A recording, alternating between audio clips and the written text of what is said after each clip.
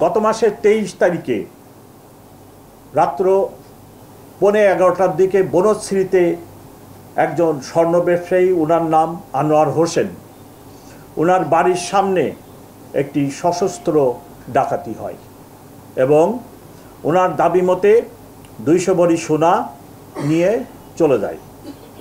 সেই ঘটনা বিভিন্ন মিডিয়ায় ইনক্লুডিং সোশ্যাল মিডিয়ায় ব্যাপক প্রচার লাভ করে এবং যে ঘটনাটি ভিডিও আকারে বিভিন্ন সোশ্যাল মিডিয়ায় আসে সেটা অত্যন্ত ভীতিকর এবং মানুষের মধ্যে ব্যাপক নিরাপত্তাহীনতার সৃষ্টি করে।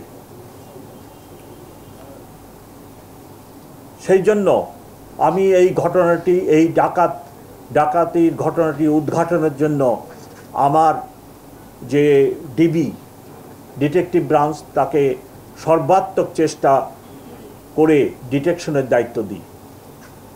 গত মাসের 23 তারিখের ঘটনা, আজকে মার্চ মাসের 8 তারিখ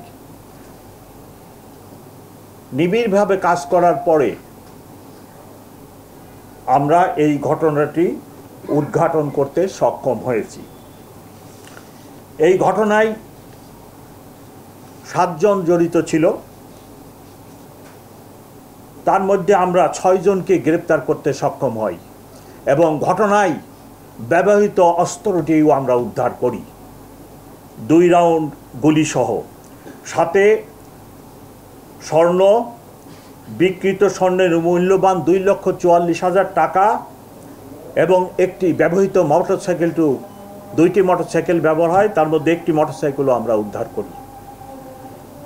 যাদেরকে গ্রেপ্তার করা হয়েছে তাদের মধ্যে যে রিং লিডার ছিল তার নাম হলো কাউসার, তারপরে খলিল, ফরহাদ, ব্যাকআপ ও রেকি পার্টিতে দায়িত্বরত ডাকাত ছিল সুমন।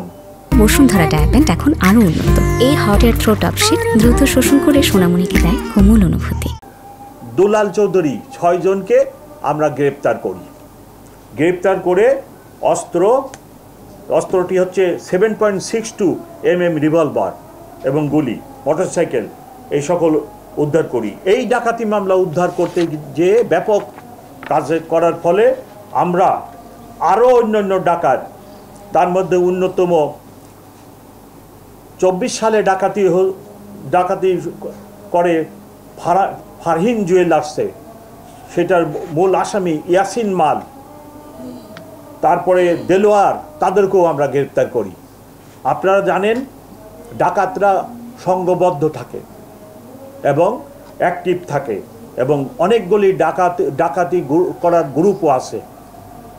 এই ঘটনাটি উদ্ঘাটন করতে যেয়ে আমরা ওই সকল ডাকাত দলকে চিহ্নিত করতে সক্ষম হয়েছি এবং অচিরেই আমরা তাদেরকে গ্রেপ্তার করতে পারবো বলে সক্ষম হব।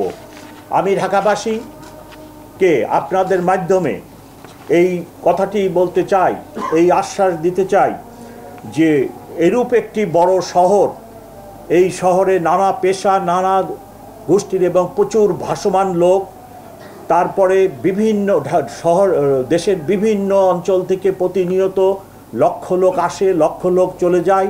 এরূপ একটি শহরে কিছু একটি ঘটনা ঘটলে আপনারা অবশ্যই আতঙ্কিত হবেন না। আমরা ঢাকা মেট্রোপলিটন পুলিশ আপনাদের পাশে আছি, আমরা কাজ করে যাচ্ছি এবং ঘটনা ঘটলে আমরা সেই ঘটনা উদ্ঘাটনের জন্য যার পর নাই চেষ্টা করি।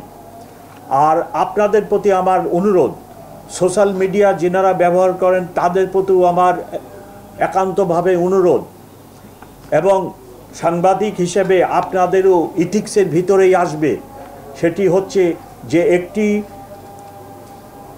এইরূপ ঘটনা যেটি বনশ্রীতে হচ্ছে, যেটা জনমনে আতঙ্ক সৃষ্টি করে, এইরূপ ঘটনা আপনারা সোশ্যাল মিডিয়া, আপনাদের মিডিয়ায় প্রকাশ করেন, কিন্তু একাধিকবার যদি একই ঘটনা প্রকাশ করেন, অনেক শিশু, অনেক বৃদ্ধ, অনেক দুর্বল চিত্তের লোক আছে, তাদের ভিতরে বেশি আতঙ্ক সৃষ্টি করে।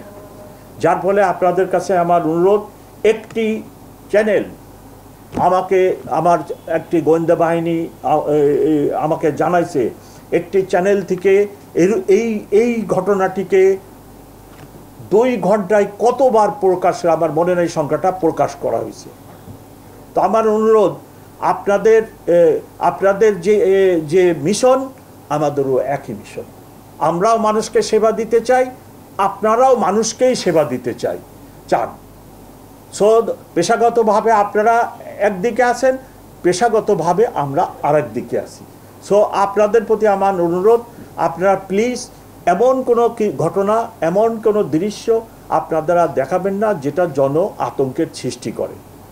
1-2টি ঘটনা ঘটতে পারে, আমরা দায়িত্বপ্রাপ্ত লোক, আমরা অবশ্যই চেষ্টা করি সেই ঘটনাটি উদ্ঘাটনের জন্য। তার একটি প্রকৃষ্ট উদাহরণ বনশ্রীর এই ঘটনাটি যে পরিমাণ ভাইরাল হয় তাতে জনমনে ব্যাপক আতঙ্কের সৃষ্টি হয়। কিন্তু 23 তারিখে ঘটনা হওয়ার পরে আজকে 8 তারিখ ইনশাল্লাহ আমরা এই ঘটনা উদ্ঘাটন করতে সক্ষম হয়েছি।